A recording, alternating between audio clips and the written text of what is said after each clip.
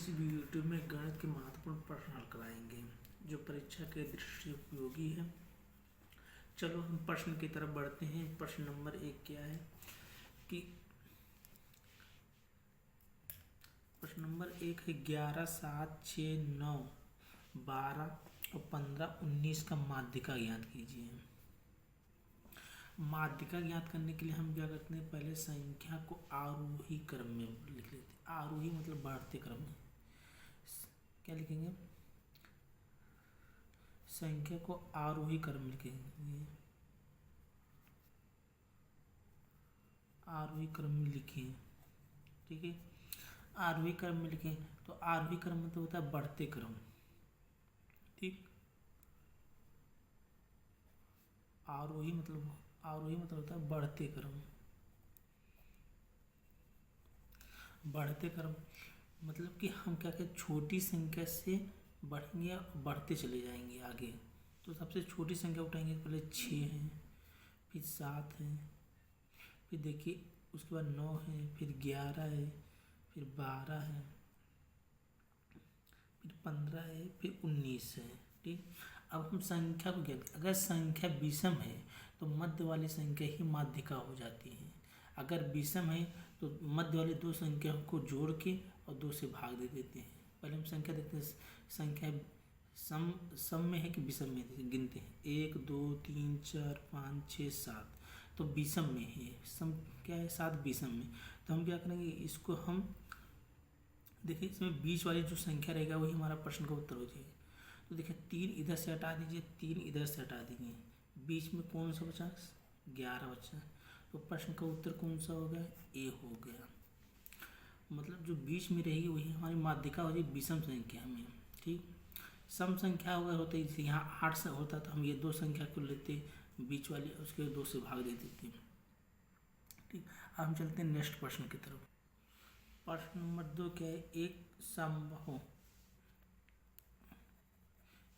समबाहु त्रिभुज की प्रत्येक भुजा 4 सेमी है तो उसका क्षेत्रफल कितना होगा? तो समबाहु त्रिभुज का क्षेत्रफल होता है, उसका सूत्र होता है, समबाहु त्रिभुज का क्षेत्रफल होता है √3/4 a²। ए क्या है? भुजा है। ए क्या है? भुजा है। भुजा कितना है? तो भुजा कितना मान है? भुजा का मान कितना है? ए का मान दिया है 4 है, ठीक। तो हम क्या करेंगे, यही सूत्र पे इसके मान को पुटअप करके उत्तर को ले आएंगे। तो समबाहु त्रिभुज का क्षेत्रफल बराबर होता है √3/4 a²। तो ए क्या है? भुजा है। भुजा क्या है? 4 दिया है, 4 लिख दें। 4 स्क्वायर में है तो क्या करेंगे, 4 को 2 बार गुणा कर लेंगे। 4 को 2 बार गुणा करेंगे।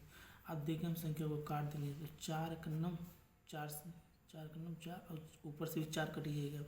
तो हमको कितना बचेगा? हमको मिलेगा समबाहु त्रिभुज का क्षेत्रफल मिल जाएगा। समबाहु त्रिभुज का क्षेत्रफल क्या है? 4√3, 4 क्या था? 4 और √3 मिल गया, ठीक। ये प्रश्न का हमारा उत्तर होगा। ऑप्शन कौन सा सही है? बी ऑप्शन करेक्ट है। प्रश्न नंबर 3 क्या कर रहा है, a+1/a बराबर 3 है तो a² प्लस 1/a² का मान क्या होगा? तो हम क्या करेंगे, इसमें a प्लस b का होल की वाला सूत्र लग जाएगा। तो हमको क्या मिलेगा? हमको a² सूत्र होता है a प्लस b² बराबर a² plus b² plus 2ab, ठीक। तो हमको कितना मान लिया है? इसका मान लेते हैं, a को मान लेते हैं a। अब b कितना हो जाता है हमारा? 1/a हो जाता है। तो हम इसका मान क्या करते हैं, यहाँ पर पुटअप कर देते हैं।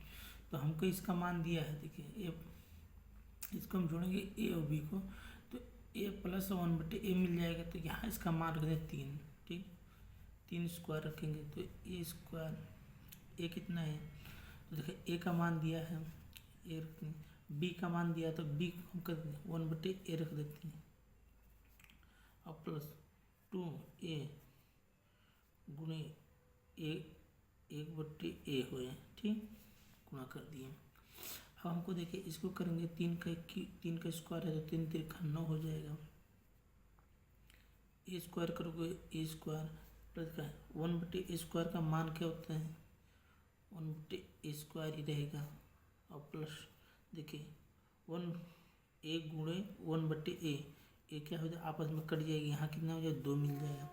अब ये 2 क्या है प्लस में है, ये क्या है पक्षांतर में जाएगा, पक्षांतर करेंगे तो क्या हो जाएगा ये 9 - 2 बराबर a स्क्वायर बट्टे 1/a स्क्वायर, ठीक।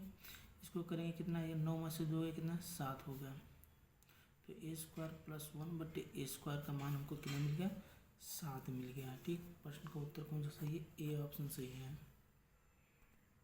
प्रश्न नंबर 4 क्या है, a/b बराबर है 7/9, तब b/c बराबर है 1/5, तो a b c का अनुपात ज्ञात कीजिए या मान ज्ञात कीजिए। तो हम क्या करें, जिसका मान ज्ञात करना है उसको लिख लेंगे, जैसे a b और c का ज्ञात करना है। तो हम क्या करें, पहले देखते हैं a और b का अनुपात कितना है 7/9 है, तो जो जिसका मान दिया है a/b का मान 7/8 है पहले में, तो उसके मान पे उसको मान रख देंगे, a का 7 है b का 9 है, 9 रख दिया। अब c स्थान वो खाली है इसमें पहला, तो इसका यहाँ एक बॉक्स बना लेंगे, ठीक। अब देखिए b और c का अनुपात कितना 1/5 है, तो अब देखिए हम क्या करें, b और c के नीचे उसका अनुपात रखेंगे, तो b का अनुपात कितना है a है, और c का अनुपात कितना है 5 है। अब देखिए इसमें a का अनुपात नहीं, तो a के नीचे क्या है बॉक्स बना लेंगे। अब बॉक्स में क्या होगी, इसके जस्ट बगल वाली संख्या वो बॉक्स में आ जाएगा, जैसे 9 है तो बॉक्स के बगल में 9 है तो यहाँ बॉक्स में 9 आ जाएगा, देखा बॉक्स के बगल में 1 है तो 1 आ जाएगा।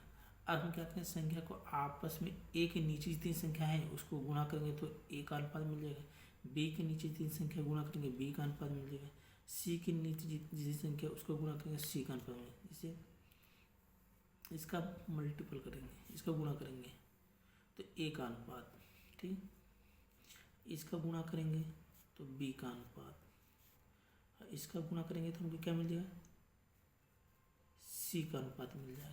चलो गुणा तो 7 का 9 7, 9 का 9 9, और 9 × 45। देखिए संख्या किसी से कट रहा नहीं कट रहा, तो मेरा प्रश्न का उत्तर कौन सा निकल गया, सी ऑप्शन सही हो गया।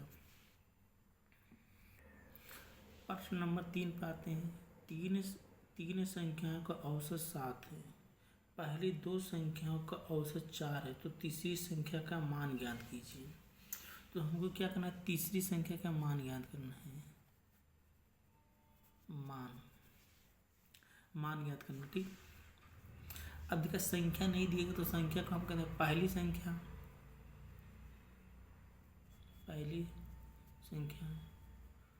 दूसरी संख्या और तीसरी संख्या। तो हम माने पहली संख्या x मान लेते हैं, दूसरी संख्या को y मान लेते हैं, और तीसरी संख्या को हम z मान लेते हैं, ठीक। हमको z का मान ज्ञात करना है। तो क्या बोल रहा है कि पहली 2 संख्याओं का औसत 4 है, तो पहली 2 संख्या माने 1 और 2, इनका औसत माने x प्लस y। औसत देखिए औसत बराबर क्या होता है,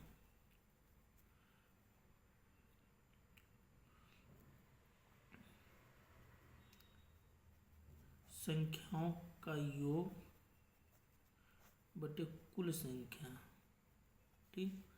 इस औसत का फार्मूला होता है। अब देखिए हमको पहली संख्या x है और दूसरी संख्या y है, तो जोड़ लेते हैं x प्लस वाई, इसी सूत्र पर रख देंगे, औसत रख देते हैं, और बटे कुल संख्या कितना है 2 है, तो हमको पहली संख्या का औसत 4 दिया है, ठीक। तो हम क्या करेंगे, तो औसत की जगह पे 4 लिख लेंगे, x प्लस वाई बटे 2। अब देखिए 2 क्या है, भाग में है, उसको गुणा करेगा तो 2 चौक 8, एक्स प्लस वाई का मान हमको कितना मिल गया, योग 8 मिल गया।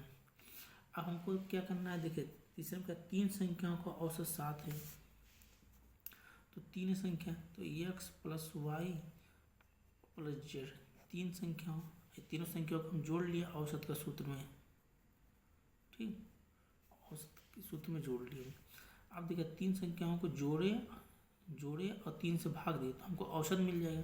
तो यहाँ पर 3 संख्याओं का औसत दिया है, देखिए प्रश्न में 3 संख्याओं का औसत 7 दिया है, तो हम क्या करेंगे, औसत के मान पे हम क्या करेंगे 7 लिख देंगे प्लस, और एक्स प्लस वाई का योग हम निकाल लिए, कितना निकाले थे एक्स प्लस वाई का मान, ये देखिए 8 निकाल लिए थे। तो एक्स प्लस वाई के जहाँ पर हम कहते हैं 8 रख देंगे, और प्लस जेड है, जेड को रखते हैं, जेड को मान हमको निकालना है, प्लस 3 संख्या है एक्स वाई जेड, ये औसत है 7 है, और गुणा का 7 त्रिक 21 बराबर 8 प्लस जेड है।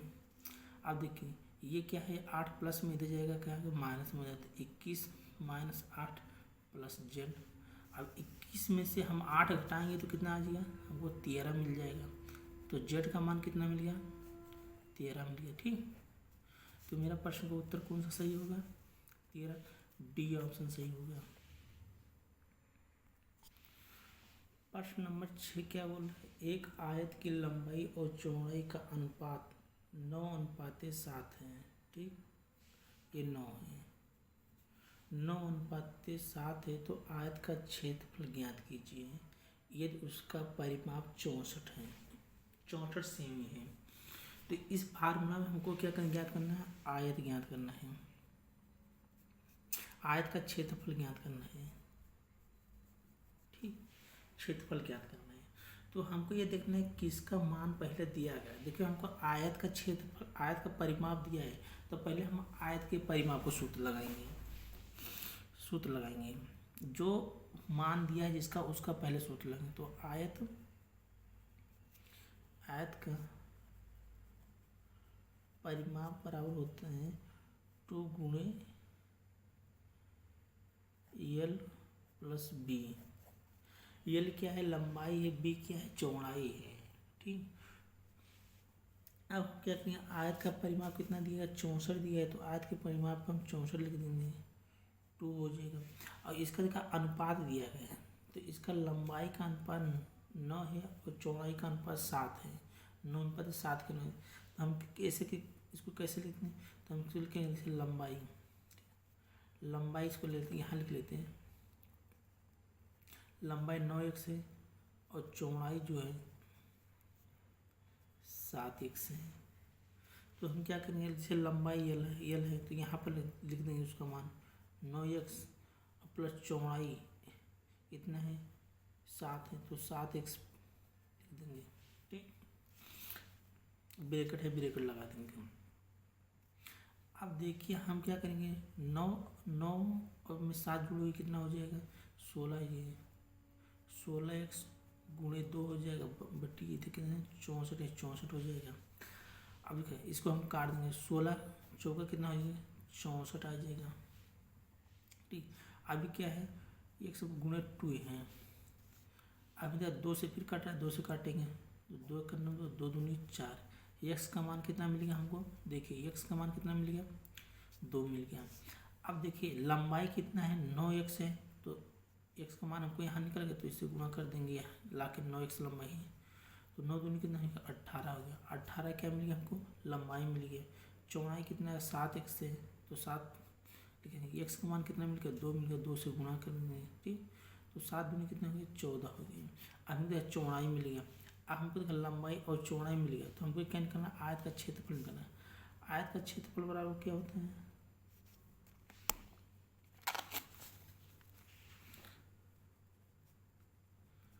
आयत का क्षेत्रफल बराबर होते हैं लंबाई गुणे चौड़ाई, और लंबाई और गुणे चौड़ाई हम निकाल लिए हैं, कितना है मेरा 18 गुणे 14 है, ठीक, आयत का क्षेत्रफल। अब इसको हम सीधा सीधा गुणा कर लेंगे, गुणा करने के लिए अगर नहीं है तो यहाँ पर हम गुणा कर लेंगे, 18 गुणे 14 कर लेंगे, ठीक। 8 चौक 32 के 2 शेष 3 और 4 क्रम 4 4 3 7 हो जाएगा, ठीक। एक का पढ़ा 8 में पढ़ेंगे 8 आएगा, एक का पढ़ा 1 में पढ़ेंगे तो 1 आएगा, ठीक। अब कितना हो जाएगा 1 का। अब सीधा क्या कि जोड़ लेंगे, जोड़ेंगे देखिए वो 2 मिल गया, 8 8 कितना हो गया 15 हो गया, ठीक। 15 हो गया। अब बचा कितना शेष 1 बचा, 1 जोड़ेंगे तो 1 के कितना 2 हो जाए, कितना मिल गया हमको 252 मिल गया। तो आयत का क्षेत्रफल कितना मिल गया हमको, क्षेत्रफल मिल गया 252। तो प्रश्न का उत्तर कौन सा सही, बी ऑप्शन सही है, करेक्ट ऑप्शन बी है। प्रश्न नंबर 7 की ओर बढ़ते हैं। एक समचतुर्भुज के 2 विकर्ण की लंबाई क्रमशः 16 सेमी तथा 12 सेमी हुई तो इस समचतुर्भुज की प्रत्येक भुजा की लंबाई क्या होगा। अब देखिए समचतुर्भुज पता ना, समचतुर्भुज की प्रत्येक भुजा, यह समचतुर्भुज माने इसके चारों भुजा, समचतुर्भुज ऐसे बनता है, इसकी चारों भुजा क्या बराबर होती हैं। जो ये भुजा रहेगी इसके सब भुजा क्या है बराबर रहता है। अगर ये 10 रहेगा ये भी 10 रहेगा, ये भी 10 रहेगा, ये भी 10 रहेगा। अगर ये 15 रहेगा ये भी 15 रहेगा। अगर ये 12 रहेगा या 16 रहेगा तो सभी भुजा का मान सेम रहता है। अब देखो 2 विकर्ण दिया है, विकर्ण कहाँ से खींचते हैं हम, एक विकर्ण इधर से खींचते हैं ऐसे, एक विकर्ण इधर, तो समचतुर्भुज से केवल 2 विकर्ण ही बनते हैं। और 2 विकर्ण का मान दिया है 16 सेमी और 12 सेमी। अब देखिए 2 विकर्ण जहाँ हम डिवाइड करते हैं, जहाँ पर कट रहे हैं, तो क्या आपस में कितने पे काटते हैं, आधे पे काट दें। जिससे अगर मान लीजिए हम इसका 16 मानते हैं, इस विकर्ण को हम 16 मानते हैं, ये इतने को, तो ये क्या करें जहाँ पे ये कट रहा है तो ये 20 से काट देगा, इसको 8 8 में डिवाइड कर देगा। जैसे ये इस विकर्ण को हम कितना मान लें 12 मान ले, यहाँ से पूरा 12, तो ये क्या करें 6 6 में डिवाइड कर देगा। अब डिवाइड जब कर दिया, आप देखिएगा इसको, एक चित्र को देखिए, और जहाँ विकर्ण आपस में समचतुर्भुज करते हैं यहाँ पर क्या 90 डिग्री का कोण बनता है। अब आप सिर्फ इतने एक भाग पर ध्यान दीजिएगा तो आपको एक समकोण त्रिभुज दिखाई देगा, ठीक। अब समकोण त्रिभुज में क्या होता है 90 डिग्री के सामने क्या रहता है, कर्ण रहता है। देखिए ये भुजा क्या है इन दोनों से लंबी रहेगी, तो हम क्या करेंगे इस भुजा को निकालने माने इसको, अगर इसको इतना देखेंगे तो इस हिसाब से इसका कर्ण हो जाएगा। और पूरे हम चतुर्भुज को देखेंगे तो इसका भुजा जो भुजा का मान ये रहेगा उसी भुजा का मान ये भी रहेगा, आगे ऊपर भी इसी वही मान, माने 4 भुजा का मान सेम रहेगा। तो देखिए अगर हम इसको निकाल लेते, इतना हम इसे निकाल लिए, तो हमको देखिए एक भाग इसके निकाल लिए, तो हमको एक समकोण त्रिभुज दिख गया जिसका मान यहाँ देखा 90 डिग्री है, ये 8 है, ये 6 है।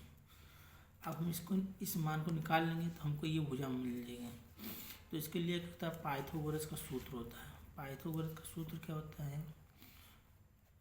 कर्ण स्क्वायर बटे होता है लंब स्क्वायर बटे आधार स्क्वायर, ठीक। अब हमको देखिए इस दोनों में से कोई आधार और लंब मान सकते हो, तो हम यहाँ कर्ण स्क्वायर कर देते हैं। माने लंबाई को हम 8 मान लेते, 8 ले 8 स्क्वायर और प्लस आधार को 6 मान लेते, तो 6 स्क्वायर हो गया, ठीक। अब देखिए 8 स्क्वायर मतलब कि 8 को 2 बार गुणा किया तो 8 9 64 हुई है, और 6 स्क्वायर का मतलब होता है कि 6 को 2 बार गया तो 6 36 हुई। तो कर्ण स्क्वायर बराबर कितना हो गया 64 प्लस 36 हो गया, जोड़ोगे कितना आ जाए 64 में 36 जोड़ोगे 100 आ जाएगा। फिर यहाँ क्या है आपका कर्ण स्क्वायर है, कर्ण स्क्वायर, ये कर्ण स्क्वायर से स्क्वायर हटेगा क्या हो जाएगा इधर रूट में लग जाएगा, रूट में लग जाएगा तो कितना 100 रूट कर्ण हो जाएगा। अब रूट से अगर निकालोगे तो ये क्या बन गया, अब 100 का वर्गमूल निकालने बोल रहा है हमको इसी में, तो हम इसको निकालेंगे 100 का वर्गमूल कितना 10 निकल जाएगा, तो कर्ण बराबर कितना हो गया 10 मिल गया। और जब इसका मान देखिए 10 आ गया तो ये जो मान है यही तो मान था इसका आयत का वो समचतुर्भुज का, तो इसका मान भी 10 रहेगा। और जब इसका मान 10 होगा तो इसका भी मान 10, इसका भी मान 10, इस भुजा के मान चारों भुजा समान रहती हैं तो चारों भुजा का मान समान है। तो मेरे प्रश्न का उत्तर कौन सा ऑप्शन सही हो जाएगा, ऑप्शन ए ऑप्शन सही हो जाएगा। प्रश्न नंबर 8 की ओर बढ़ते हैं। एक 9 भुजाओं वाले नियमित बहुभुज के प्रत्येक बाहरी कोण को ज्ञात कीजिए। माने बाहरी कोण में बाह्य कोण ज्ञात कीजिए, बाहर का कोण 9 भुजा। तो इसका एक सूत्र होता है कि प्रत्येक